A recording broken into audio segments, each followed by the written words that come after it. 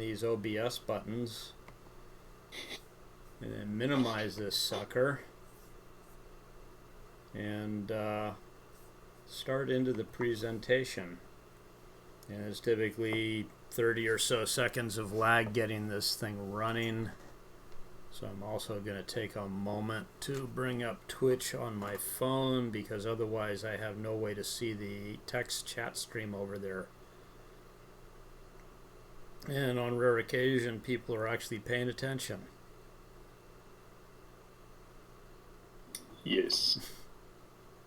Okay, and it says I'm live, and says nobody's watching. I'm okay with that. That happens a lot, but I can live with it. So anyway, we're live. But you have the on-demand as well. Yeah. So.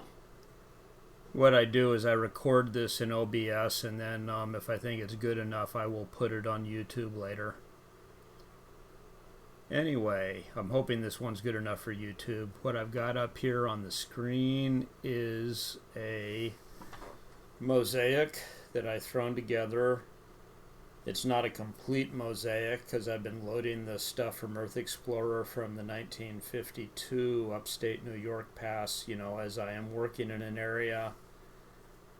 And so, Capital District mapping along the Hudson River, and then I go out along the Mohawk because I've been doing some Erie Canal stuff. That was one of the learning experiences I had. It only sank in recently, even though I've been working with this pass for a while. I think of 1952 as pretty recent because I was born in 1958, and it just sort of sank in that, geez, that's almost 70 years ago. And the reason that had an impact is that the Erie Canal was replaced by the New York State Barge Canal between 1910 and 1918. So that's a relatively small difference, and it turns out a lot of the Erie Canal was eminently viewable, in its abandoned form. And then in terms of why this pass is interesting to me, the other thing it's done is it has allowed me to locate defunct racetracks for my Ghost Tracks project all over the area. So, one down here, a couple down here, a few up here. It's amazing how many little quarter-mile and third-mile clay ovals existed in the 30s, 40s, 50s. And I've found a lot of them. But you look at this mosaic, and the first thing that you see is a lot of overlap and wide borders. So the wide borders are an artifact of photogrammetry cameras, and this pass was definitely taken by a photogrammetry camera in an aircraft making an aerial pass. And these aerial photographs of this type have specific characteristics. They are made with a camera designed for the pass. The aircraft are generally trying to fly a straight, level route at a specific altitude. They are taking the frames frequently enough to get a lot of overlap, and we can see that the pass obviously was east-west or west-east. And then they would do a U-turn at the end of the pass, turn around and do another pass. So you've got about 50% overlap top to bottom, and then you've got more like 30 to 40% overlap left to right. If we look at one up close, my mouse is doing the usual silly thing it does here. This is a aerial of Lansingburgh, New York, where incidentally I lived for about 15 years. And so this is a place I know pretty well. And then out into Rensselaer County, Brunswick, there's a there's a reservoir up here that's pretty well known, and I'm blanking on the name of the road past it. I think it might be North Lake. Should be really obvious. So we see the wide border. And in particular, one of the things we see here is that there is a really obvious notch. And the same thing on the opposite side. And in fact, I'm going to zoom out a little bit, if it lets me.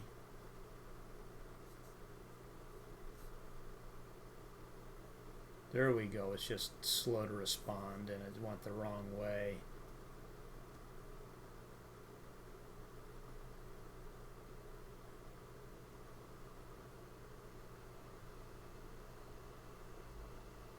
Guess I caught MapWarper napping. So zoomed out. Well, we'll just do this with pan instead of zooming all the way out. See that there are a total of 4 of these. Sometimes photogrammetry cameras will also have these in the corners. And those are important because those are a hard reference point for the internal geometry of the camera. They appear on every image taken with the camera, and they are always in the identical spot in that frame of reference of the camera. So these are all basically what we call pinhole cameras. And as long as you're not attempting to model distortions, any traditional camera with a traditional lens, whether it's a Brownie or a SLR or a digital SLR, photogrammetry camera, uses a pinhole model. And so what we have in front of us from the photogrammetry camera is the image from the backside, and you can project rays. Now they're showing you the light projecting into the camera, which is conceptually a way of thinking about it. But from my experiences with this stuff, I tend to see this from the reverse direction, because the ray projects out through the pinhole and then it encounters something along its path. And that's important because that something, could be obstructing a point of view. Say if there's a top of a building, then that will prevent the ray from going to the ground. And it's why a camera of this type, if it's being used in a photogrammetry mode, it's basically making a pass. It's taking nadir views, which are straight down, and at the center of the image you're going to probably get pretty precise information, and around the perimeter of the view the rays are going to increasingly be obstructed very slightly by things close to the ground. So that's telling you that the center is always going to be better, for some specification of better, than the perimeter. And so that's one of the reasons why a photogrammetry camera is used in a way that does a lot of overlap when passes are being made, because you're going to care more about the center than you are about the perimeter. Now the other thing is those hard reference points. If you are in the habit of fetching imagery off of Earth Explorer, which is where I got all of this stuff, so this is all public domain imagery from the USGS, which is really great when you're doing mapping tasks and you're worried about idiots asserting intellectual property rights. I mentioned this yesterday in my talk on OHM and the Wiki conferences. There's a reason to avoid historic aerials, and it's because all of their imagery, as near as I can tell, is actually from public domain sources, except they've slapped their copyright watermark on everything. And since I have no idea what the legalities involved are, just go get it from the USGS sites. TopoView and Earth Explorer are perfectly functional, and you don't have to worry about somebody deciding that they own something that maybe they don't really own. But we'll get off that soapbox, because what I really wanted to mention was that something that you can get from the USGS Earth Explorer, it's not useful in MapWarper necessarily, but can be useful with other software, is a camera calibration certificate. And that certificate will tell you precisely where in the film plane those reference points are measured inside the photogrammetry camera. In my past experience working on imagery projects at GE Research, we were actually using a USGS resection code, which you could feed camera calibration information into. You could feed an estimate of the camera model, which is basically a rough estimate of its XYZ position relative to a local origin, and its 3 Euler angles, which are tip, tilt, rotation. And the resection algorithm, given that if you also knew the focal length, which of course you know with a photogrammetry camera because they're basically fixed to what is effectively infinity, and that's one of the reasons why the optics are really nice, is that for the application you don't really need to muck around with a complicated lens, and there's very little distortion in the application. I mean, it will iterate quickly to a good camera model based on a relatively simple set of input data. Now, MapWarper does not handle that resection algorithm, but it just basically uses reference points to zero in. And so we're looking at the image here. And what we recognize about this is that there's a lot of overlap up top and overlap on the bottom with the other aerial pass.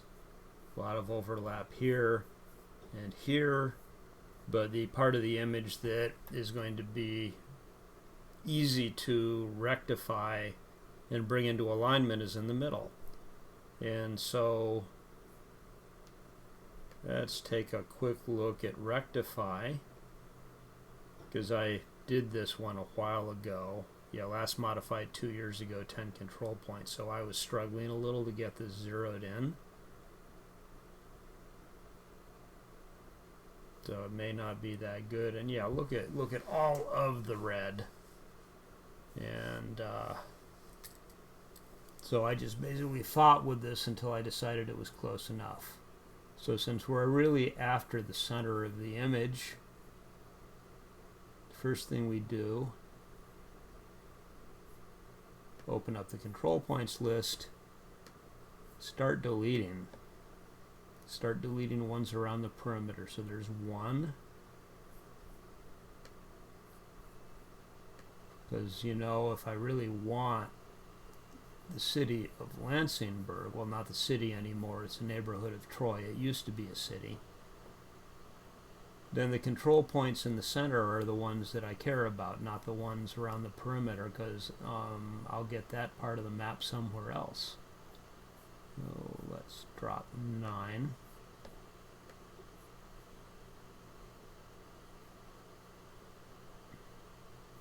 Yeah, let's drop 3.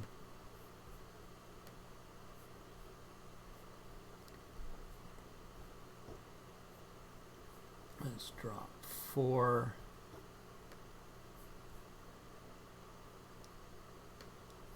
And 7.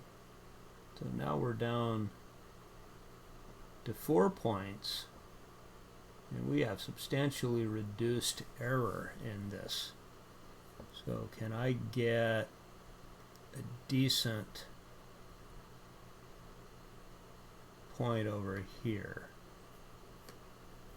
Because it would be good to have something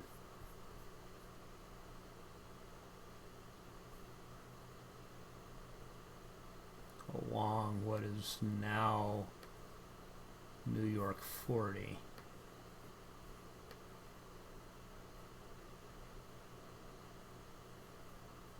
We've got Farrell Road. It can be helpful to switch to Mapbox Satellite here and change what I'm looking at.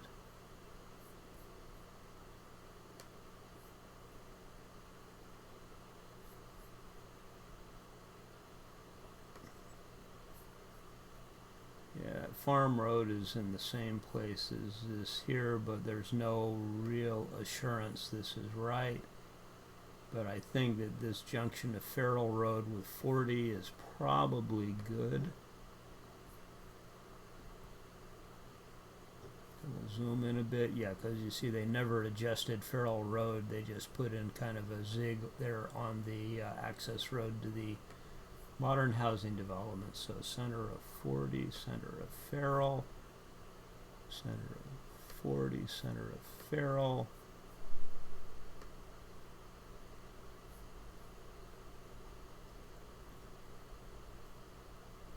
And warp the image. So yeah, we kind of got some error, but let's let the warping finish, and maybe we'll want to go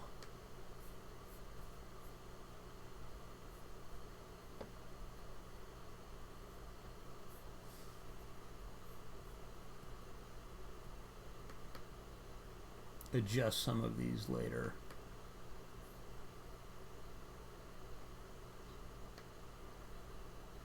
Because, you know, there's no question that I might have been in a hurry in a lot of this. Yeah, Hunniston Avenue is a little bit off here. North Lake.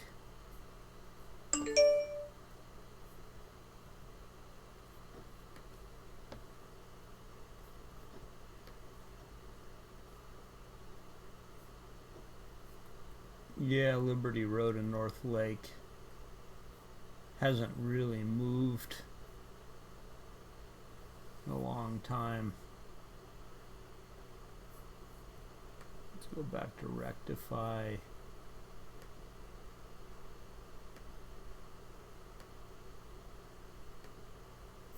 Yeah, actually now that I come over here and look at that, we can see that, yeah, that didn't really line up completely.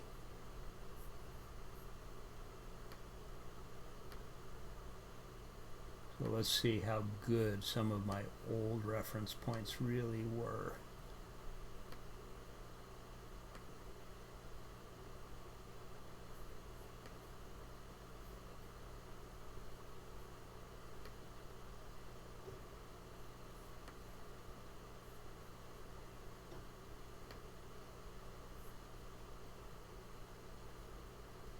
And actually that's Liberty and North Lake, so I picked that one out.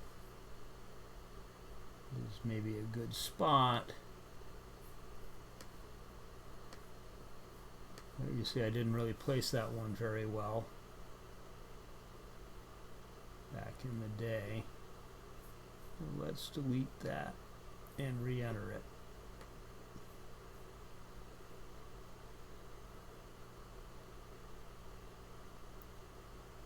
With a little bit more precision.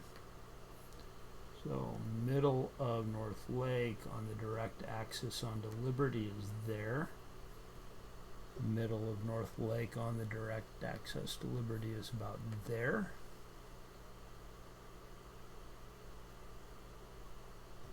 So there's a little bit more precision. Get back into pan mode before I drop a control point in a stupid place.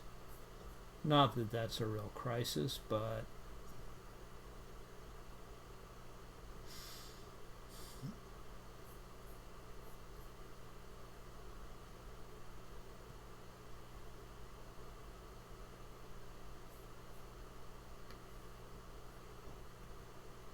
now how precise was this guy?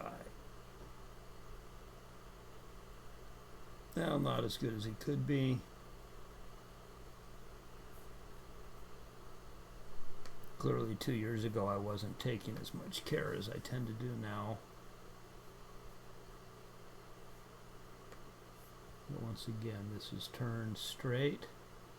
Get the middle of that.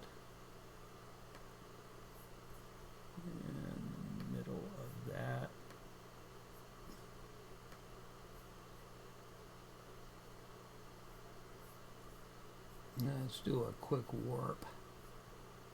See what happens to the error.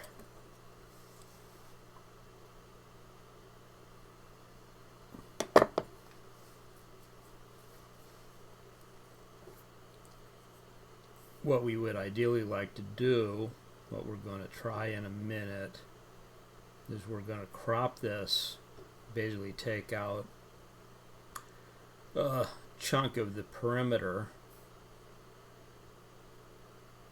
that can be better supplied by an adjacent map, and the crop will carry over. Okay, 6 is one we haven't looked at yet. The crop will carry over to the mosaic, and that's, you know, my norm for operating with the Sanborn insurance maps.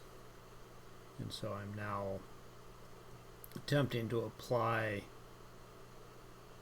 that experience to the mosaics, which are a little bit larger scale.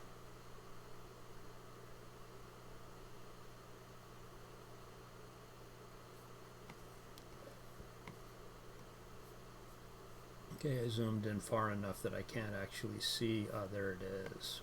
Hit it to the center and zoom in again.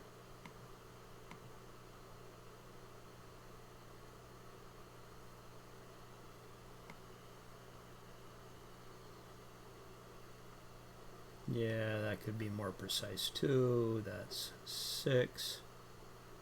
That is probably still in the same place. That's this thing you got to watch for working with this kind of data,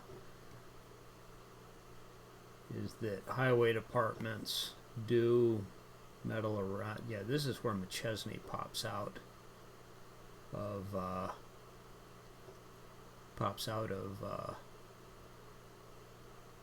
the woods of Rensselaer County to meet up with New York 7. And actually, so now I know that Duncan's Dairy Bar did not exist in 1952. That's a very traditional breakfast and lunch joint, which I used to eat at a lot when I was at RPI. So add this control point in the right spot.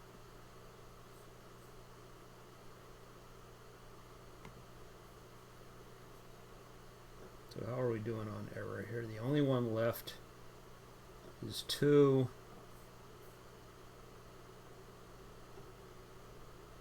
Well, let's see if we can improve on 2.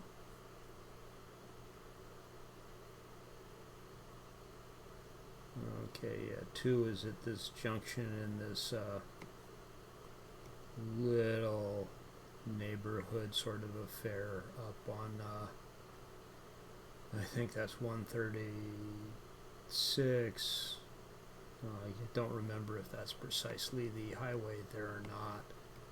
I know the highway, and I know the junction, but I don't necessarily remember the designation. You know, life is like that. Since I don't live in that part of the county anymore, you know, you lose things. And yeah, that's not really very accurate either. So let's go ahead and delete 2, and that represents turfing all the old control points in order to try and get this to line up better. Kind of knew that might be what it comes down to, so I'm not unhappy. I've gotten better at this stuff. I don't claim my old stuff is perfect. So we'll add this one. Warp, and we're going to declare victory here. Know that this trick of doing the reference points off of Mapbox instead of off of, I mean, it makes a presumption that the Mapbox stuff is precisely aligned, but usually that's pretty good. But, you know, a lot of times what I have figured out is that maybe when OpenStreetMap was busy getting its Tiger verification and Tiger review, which I've done a lot of in this area because, you know, I live here and I've been working on the map for, well, since 2009. But I didn't necessarily tweak the geometry if I did not perceive that it was off by a bit. So we're just going to pick this crop kind of arbitrarily, because we can always go back and delete the crop and do it again. And it's going to take a little work to understand what the right place to crop this stuff is. But let it crop. And that gets rid of the border, it gets rid of the reference points. They're still available if I ever want to apply another algorithm. And then the mosaic will update when I click refresh. And the mosaic will inherit that crop I just did. And it will also pick up on the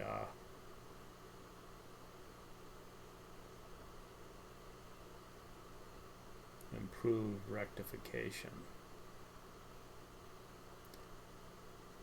So the cropped image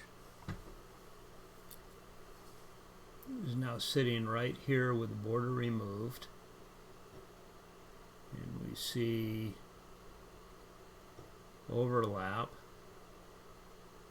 still, but that was kind of to be expected. And hopefully by realigning and cropping, we can get a better mesh around the perimeter. Okay, and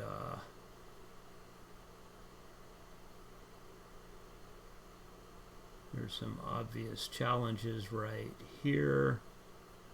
That's not really a surprise because of the...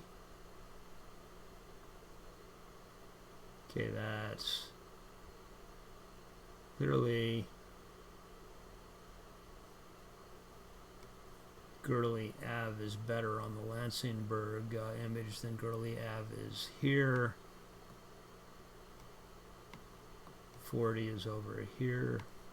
Did that? It's still a bit off where Farrell meets 40. Oh, maybe we should add a few more points to bring this in. There's Farrell and Liberty. So Liberty is good, but that Farrell junction is off.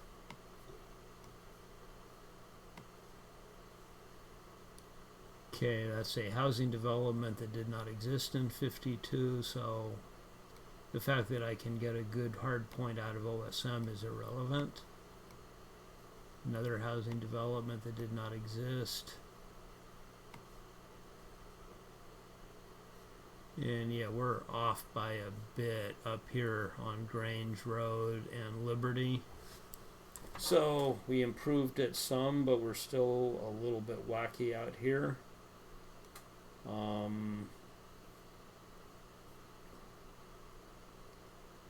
I believe that next step is to improve this rectification.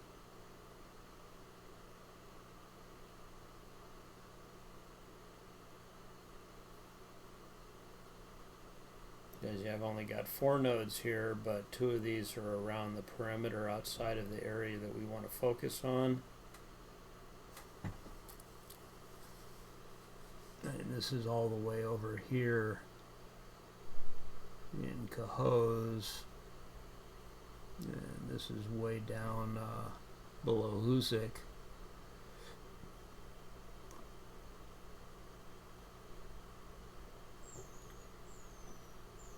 So we'll start out by deleting 1 and 3.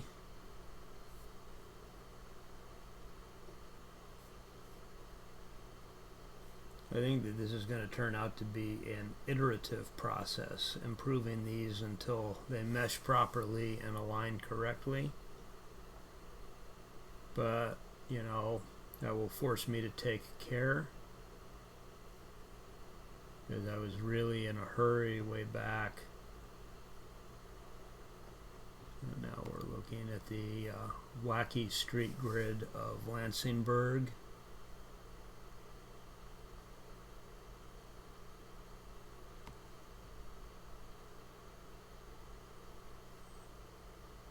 And North Troy as well, because North Troy is not on the north edge of Troy. That's a bizarre property of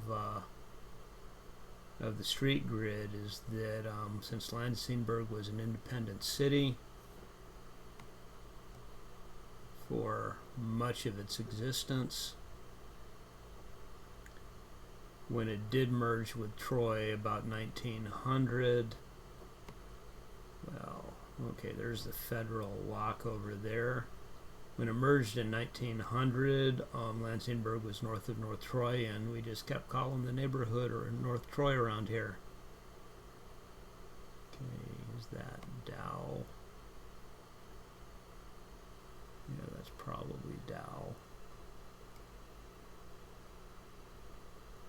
What's the next one south of the lock? The federal dam was built at a specific point in time, and actually I would like to find out when it was built. It supports the Erie and Champlain canals, although it wasn't specifically, as far as I know, built as part of those projects, but basically between 1905 and 1918, they basically built a series of dams and locks in the upper Hudson and the Mohawk rivers. Okay, that's Bond. And that's Bond and River.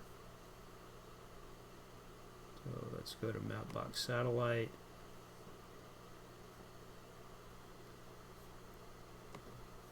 So that's Bond and River. Bond and River there.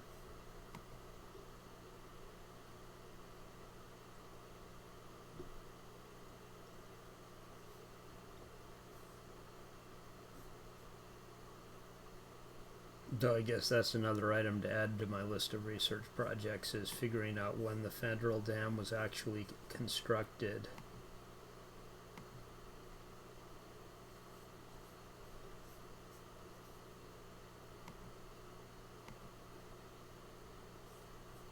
I'm going to zoom out a bunch. Yeah, that's good. And is there something I can add over here?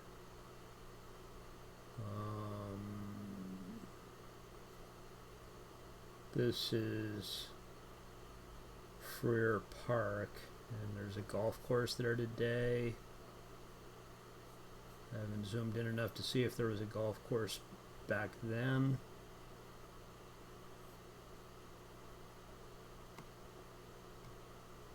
But it's a landmark in the northern part of Troy, and we're basically looking at that area today.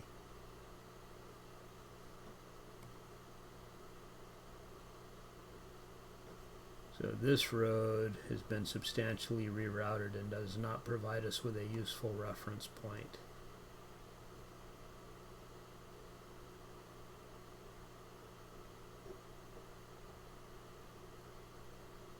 And that's just basically there in both, but it's not going to be precise enough.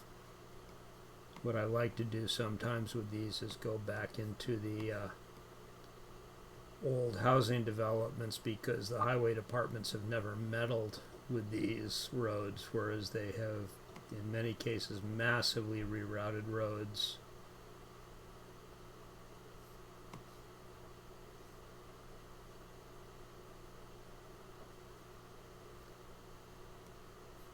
So this looks like that, but yeah, I'm not sure how precise I can get with that.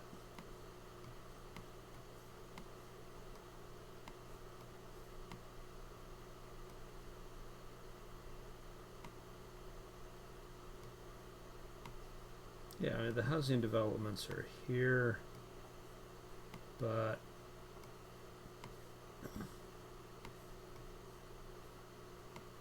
go down here a little bit where it's square.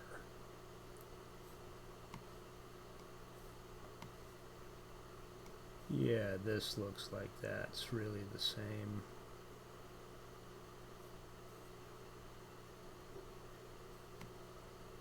I'm going to drop one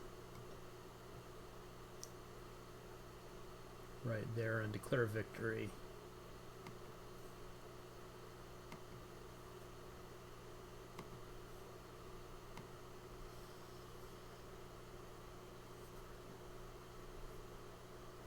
And we'll warp the image. So we got 4 pretty okay points now, I think. We'll see where we end up. Yeah, I'm seeing errors in the 20 to 25 range, which I believe is a circular error in meters, but I can't say that for sure. Go to preview.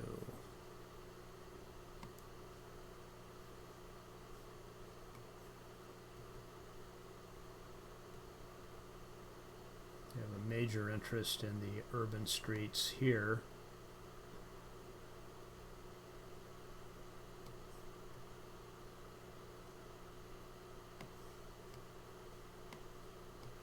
I used to live on 108th Street, lived there for 15 years.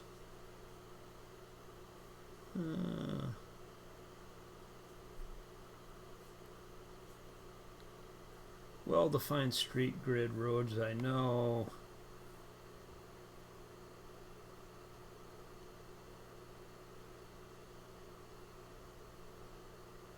Yeah, I mean, that's the thing, is that ended up being further south and outside of the perimeter. There, I left it in.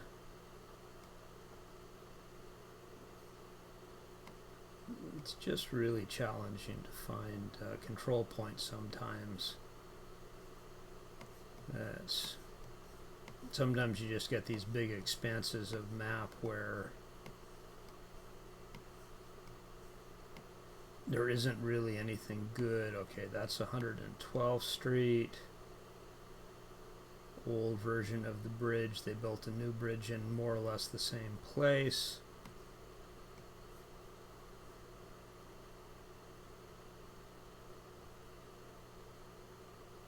Nobody is meddling with the roads there because it's built up.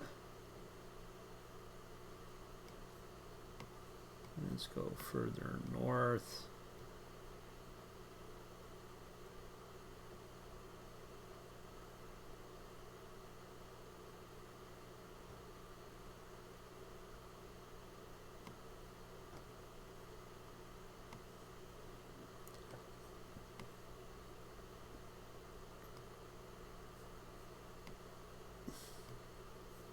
So this is the exact same park.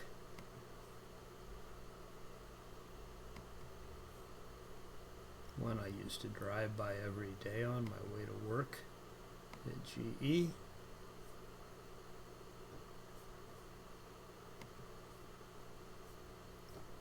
So let's see if that snaps these roads into better position. Maybe I'll drop 6 because I'm not sure how much 6 is really adding to the part I care about.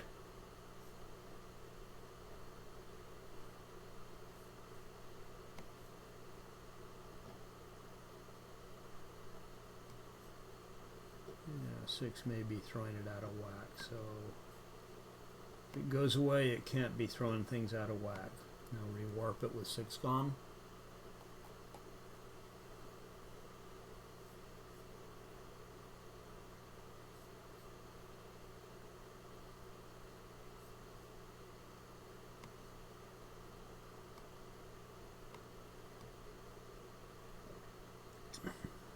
Taking a little while to refresh. That's a little bit better alignment.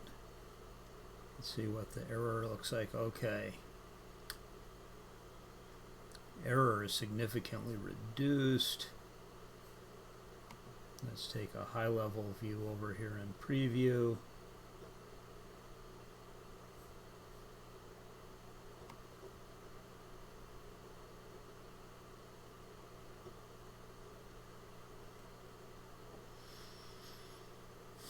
Oakwood Cemetery deserves some serious mapping, because there's a lot of important figures buried in there, like George Henry Thomas, who was a underrated and important Union general in the Civil War, and John Wool, who was an important general during the Mexican-American War, who subsequently became an infamous general in the Civil War.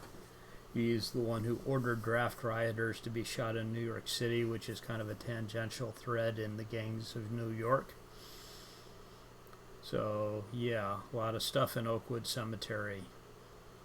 And also the famous robber baron Russell Sage. Actually, not that famous. He was Jay Gould's silent partner.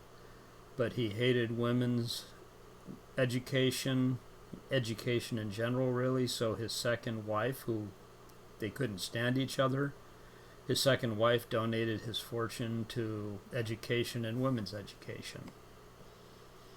Just kind of a nice revenge after the fact. And this is pretty okay. Again, like I said, we can always revisit this. This is a work in progress, and I don't need this to be a finished product.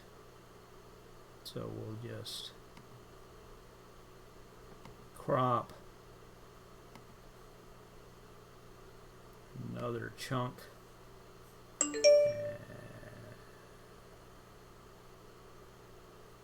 Should have double clicked that. Well, we'll just do this right here. Yeah. Can't really even tell that I accidentally dropped one more point than I needed for the mask.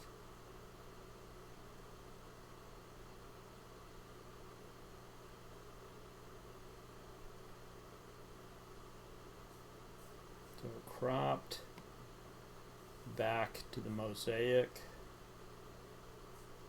Actually, it's going to zoom back out automatically when I reload, so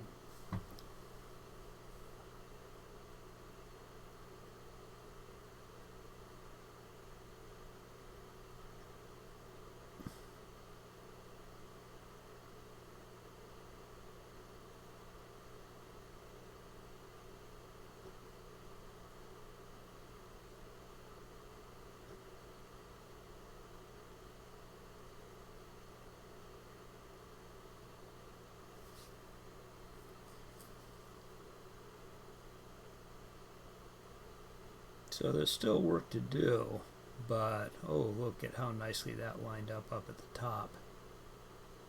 It's not quite as good out there at the perimeter, but I know that this guy over here needs a little work on his alignment. And this guy is pretty messed up. I got to go in and redo his warp, because I was trying to make one thing line up nicely and I kind of screwed it up. And the best solution is going to be to re-rectify this with the focus towards the center, mask it, and then go download this image and do it the right way and add it to the mosaic. But the main point of this presentation is to show how we can improve mosaics and make them more useful, because now I have this section here with the borders eliminated and with significant improvement in the rectification, and that is the entire point to today's discussion, is the kinds of things you can do to make this work easier and better. So now I got to figure out what I'm going to do next Open Historical Map presentation on Twitch, which will probably be Wednesday at 10 a.m. So see all of you next time. Zwift streaming tomorrow through Tuesday, which is completely different from Open Historical Map. You know, life is tough. See you later.